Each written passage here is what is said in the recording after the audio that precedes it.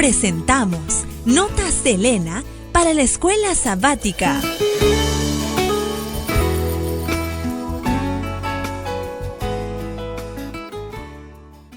Sábado de tarde, 1 de junio. El espiritismo desenmascarado. La creencia en la comunión con los muertos prevalece aún hoy día, hasta entre los pueblos que profesan ser cristianos, bajo el nombre de espiritismo.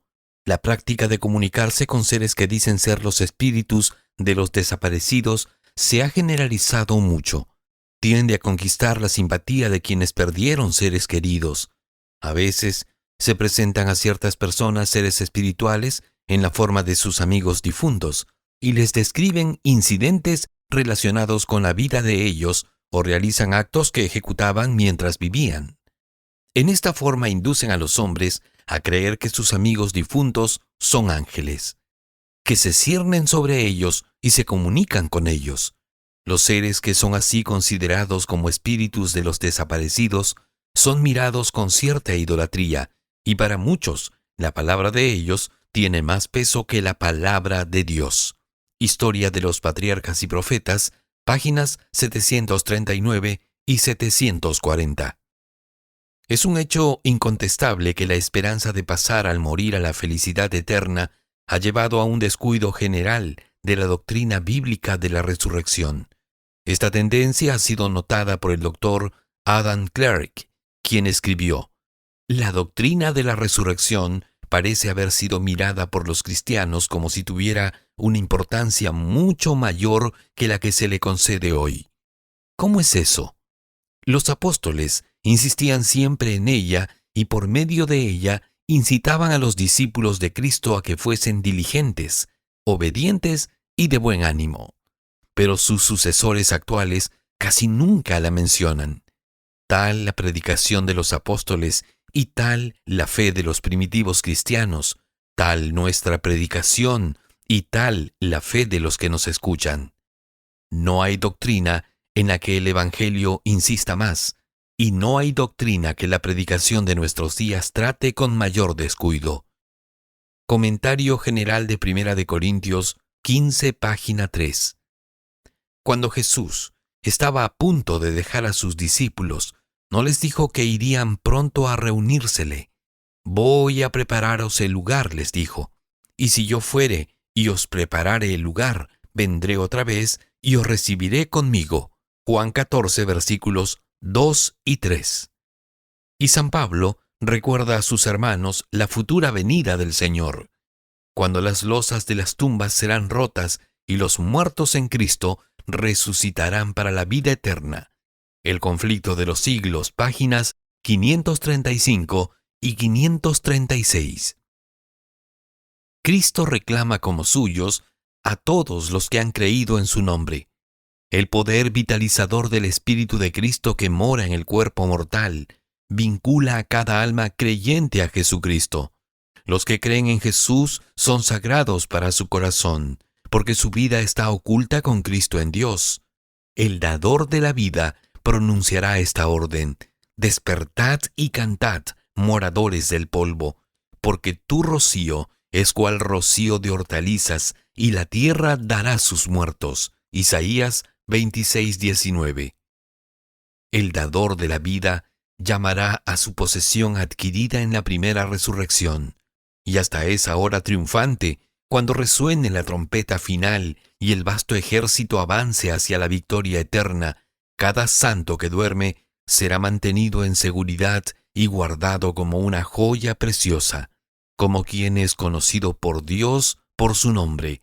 Resucitarán por el poder del Salvador que moró en ellos mientras vivieron y porque fueron participantes de la naturaleza divina. Mensajes Selectos, tomo 2, páginas 309 y 310. Domingo 2 de junio. Las consecuencias mortales del espiritismo. Los ruidos misteriosos con los cuales comenzó el espiritismo moderno no fueron el resultado de trucos o habilidades humanos, sino obra directa de ángeles malignos, que de ese modo introdujeron uno de los engaños más eficaces para la destrucción de las almas. Muchos serán entrampados gracias a su opinión de que el espiritismo es solo impostura humana. Cuando se enfrenten con manifestaciones evidentemente sobrenaturales, serán engañados e inducidos a aceptarlas como el gran poder de Dios. Esas personas pasan por alto el testimonio de las Escrituras con respecto a las maravillas realizadas por Satanás y sus instrumentos.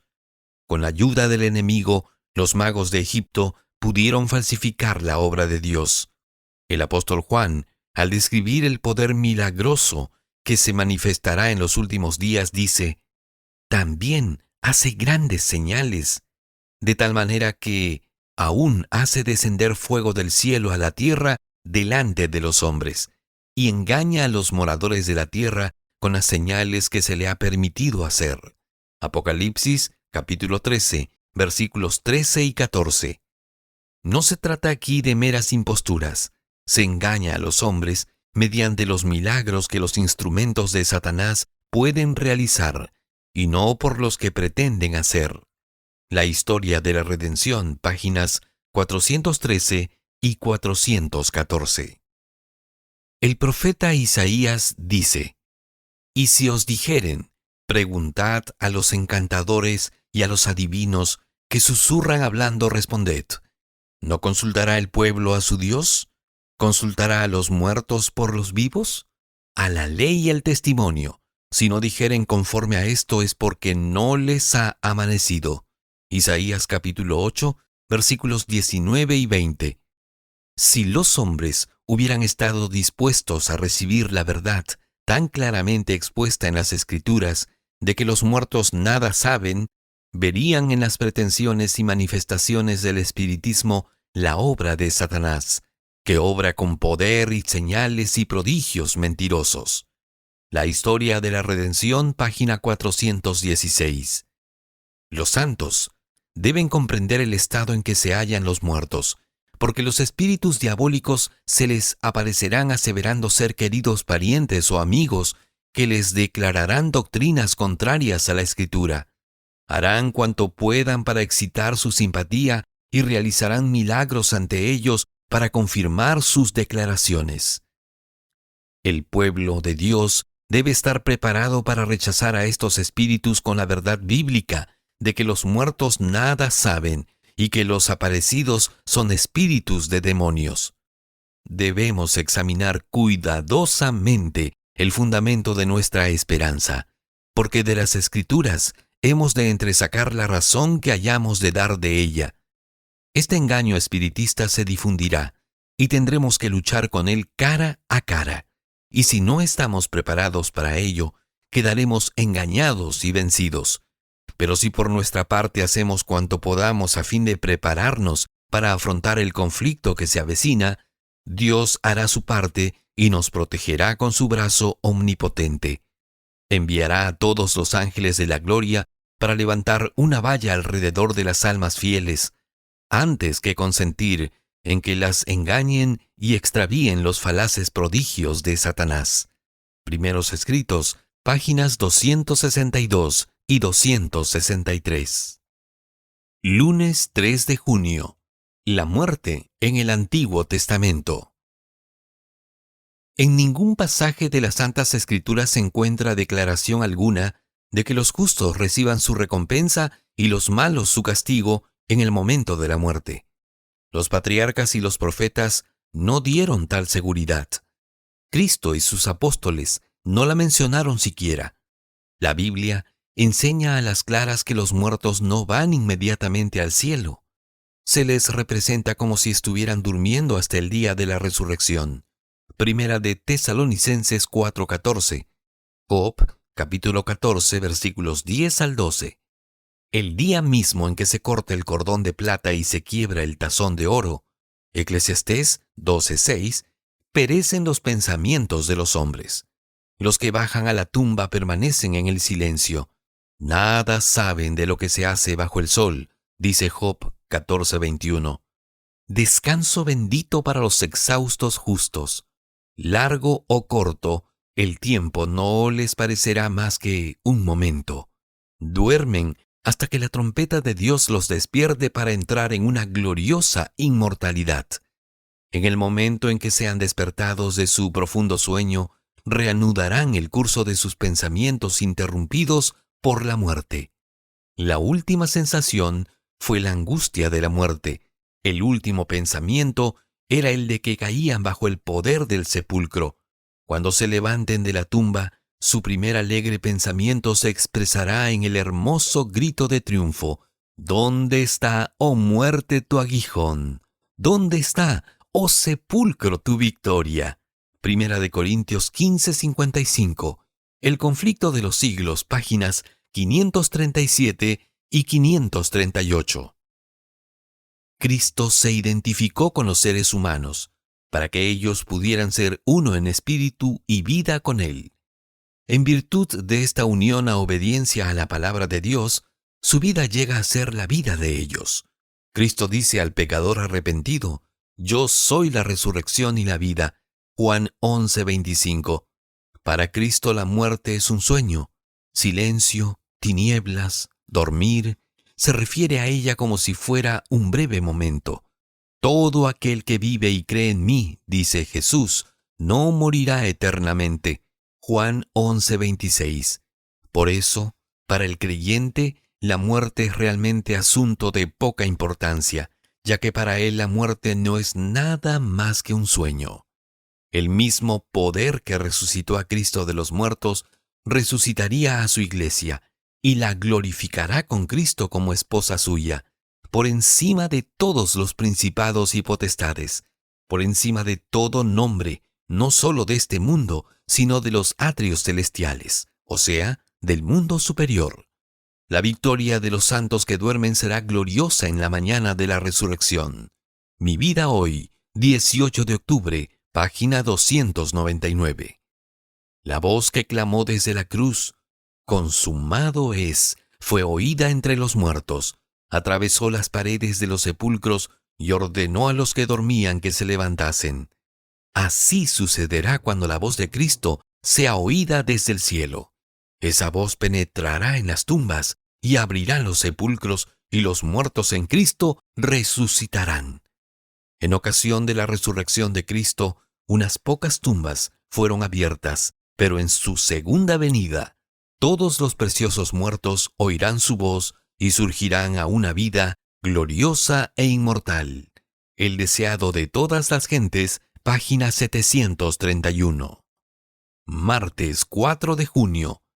La muerte en el Nuevo Testamento.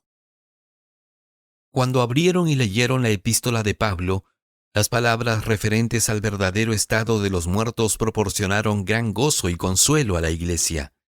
Pablo mostró que aquellos que vivieran cuando Cristo viniese no irían antes al encuentro de su Señor que aquellos que hubieran dormido en Jesús. La voz del arcángel y la trompeta de Dios alcanzarían a los que durmieran, y los muertos en Cristo resucitarían primero, antes que el toque de la inmortalidad se concediera a los vivos. Luego nosotros, los que vivimos, los que quedamos juntamente con ellos, seremos arrebatados en las nubes a recibir al Señor en el aire, y así estaremos siempre con el Señor. Por tanto, consolaos los unos a los otros en estas palabras. Difícilmente podemos apreciar la esperanza y el gozo que esta seguridad proporcionó a la joven iglesia de Tesalónica. Ellos creyeron y atesoraron la carta que les envió su padre en el Evangelio, y sus corazones se llenaron de amor a él. Él les había dicho estas cosas antes, pero en aquel entonces sus mentes estaban tratando de asimilar doctrinas que les parecían nuevas y extrañas. Y no es sorprendente que la fuerza de algunos puntos no se había impresionado vívidamente en su espíritu, pero tenían hambre de la verdad, y la epístola de Pablo les dio nueva esperanza y fuerza, y una fe más firme en aquel cuya muerte había sacado a la luz la vida y la inmortalidad, y les dio un afecto más profundo por él. Los Hechos de los Apóstoles, páginas 209 y 210. Con poder convincente, el apóstol Pablo expuso la gran verdad de la resurrección, porque si no hay resurrección de muertos, arguyó, Cristo tampoco resucitó. Y si Cristo no resucitó, vana es entonces nuestra predicación, vana es también vuestra fe. Y aún somos hallados falsos testigos de Dios porque hemos testificado de Dios que Él haya levantado a Cristo al cual no levantó. Si en verdad los muertos no resucitan. Porque si los muertos no resucitan, tampoco Cristo resucitó. Y si Cristo no resucitó, vuestra fe es vana. Aún estáis en vuestros pecados. Entonces también los que durmieron en Cristo son perdidos. Si en esta vida solamente esperamos en Cristo, somos los más miserables de todos los hombres. Mas ahora Cristo ha resucitado de los muertos. Primicias de los que durmieron es hecho. Los Hechos de los Apóstoles, páginas 257 y 258. También traerá Dios con él a los que durmieron en Jesús, escribió Pablo. Muchos interpretan este pasaje como si significara que los que duermen serán traídos con Cristo desde el cielo. Pero según Pablo, como Cristo se levantó de los muertos, así Dios traerá de sus tumbas a los santos que durmieron, y los llevará con él al cielo. ¡Qué precioso consuelo! ¡Qué gloriosa esperanza! No solo para la iglesia de Tesalónica, sino para todos los cristianos donde quiera que estén. Los Hechos de los Apóstoles, página 210. Miércoles 5 de junio. El espiritismo en los últimos días. Primera parte. El espiritismo moderno no es sino un renacimiento, en nueva forma, de la hechicería y del culto demoníaco que Dios había condenado y prohibido en la antigüedad. Estaba predicho en las Escrituras, las cuales declaraban: en los venideros tiempos algunos apostatarán de la fe, escuchando a espíritus de error y a doctrinas de demonios. Primera de Timoteo 4:1. El apóstol Pablo, en su segunda epístola a los tesalonicenses, señala la obra especial de Satanás en el espiritismo como cosa que había de suceder inmediatamente antes de la segunda venida de Cristo. Hablando del segundo advenimiento de Cristo, declara que habría antes operación de Satanás con grande potencia y señales y milagros mentirosos. Segunda de Tesalonicenses 2:9. Y Pedro, refiriéndose a los peligros a los cuales la iglesia se vería expuesta en los últimos días, dice que como hubo falsos profetas que indujeron a Israel a pecar, habrá falsos maestros que introducirán encubiertamente herejías de perdición. Segunda de Pedro 2:1. Así anunció el apóstol una de las características más señaladas de los maestros espiritistas. Se niegan a reconocer a Cristo como el Hijo de Dios.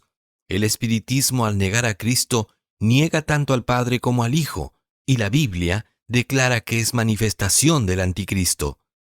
Historia de los Patriarcas y Profetas, páginas 741 y 742. A nosotros, como a Pedro, se nos dice: Satanás os ha pedido para zarandearos como a trigo, pero yo he rogado por ti que tu fe no falte. Gracias a Dios, no se nos deja solos. El que de tal manera amó al mundo que ha dado a su Hijo unigénito, para que todo aquel que en él cree no se pierda, mas tenga vida eterna, no nos abandonará en la lucha contra el enemigo de Dios y de los hombres. He aquí, dice, os doy potestad de hollar serpientes y escorpiones, y sobre toda fuerza del enemigo, y nada os dañará. Lucas 10:19. Vivamos en contacto con el Cristo vivo, y Él nos asirá firmemente con una mano que nos guardará para siempre. Creamos en el amor con que Dios nos ama, y estaremos seguros. Este amor es una fortaleza inexpugnable contra todos los engaños y ataques de Satanás. Torre fuerte es el nombre de Jehová. A él correrá el justo y será levantado. Proverbios 18:10. El discurso maestro de Jesucristo, página 101. Los que se oponen a las enseñanzas del espiritismo están atacando no solo a los hombres, sino a Satanás y a sus ángeles. Han entrado en lucha contra principados, potestades y huestes de maldad en las regiones celestes. Satanás no cederá un centímetro de terreno a menos que tenga que retroceder gracias al poder de los mensajeros celestiales. El pueblo de Dios debería estar en condiciones de enfrentarlo, como nuestro Salvador con las palabras, escrito está. Satanás puede citar ahora las Escrituras como en los días de Cristo, y pervertirá sus enseñanzas para apoyar sus engaños. Pero las claras afirmaciones de la Biblia serán armas poderosas en todo conflicto. La historia de la redención, página 417. Jueves 6 de junio. El espiritismo en los últimos días, segunda parte. Algunas pobres almas que, habiendo sido fascinadas por las palabras elocuentes de los maestros del espiritismo, se entregan a su influencia, más tarde descubren su carácter mortífero y quisieran renunciar a él y huir, pero no pueden. Satanás las retiene por su poder y no quiere dejarlas en libertad. Él sabe que le pertenecen seguramente mientras se hallan bajo su dominio especial, pero que una vez libres de su poder, nunca las podría inducir a creer ya en el espiritismo, ni a colocarse tan directamente bajo su dominio. La única manera en que estas pobres almas pueden vencer a Satanás consiste en discernir entre la pura verdad de la Biblia y las fábulas. Al reconocer las exigencias de la verdad, se sitúan donde pueden ser ayudadas. Debieran rogar a aquellos que han tenido experiencia religiosa y tienen fe en las promesas de Dios que intercedan en su favor ante el poderoso libertador. Ello representará un conflicto reñido. Satanás reforzará su contingente de ángeles malos que han dominado a esas personas. Pero si los santos de Dios, con profunda humildad, oran y ayunan, sus oraciones prevalecerán. Jesús comisionará a ángeles santos para resistir a Satanás, y éste será ahuyentado, y su poder sobre los afligidos quebrantado. Testimonios para la Iglesia, tomo 1, páginas 307 y 308. Lo experimentado en lo pasado se repetirá. En lo porvenir, las supersticiones satánicas cobrarán formas nuevas. El error será presentado de un modo agradable y halagüeño. Falsas teorías, revestidas de luz, serán presentadas al pueblo de Dios. Así, procurará Satanás engañar a los mismos escogidos si fuere posible. Se ejercerán influencias extremadamente seductoras. Se hipnotizarán las mentes. Se valdrá del poder de la mente sobre la mente para ejecutar sus planes. Lo más triste de todo es que, colocados bajo esa influencia engañosa, los hombres tendrán una apariencia de piedad sin estar en verdadera comunión con Dios.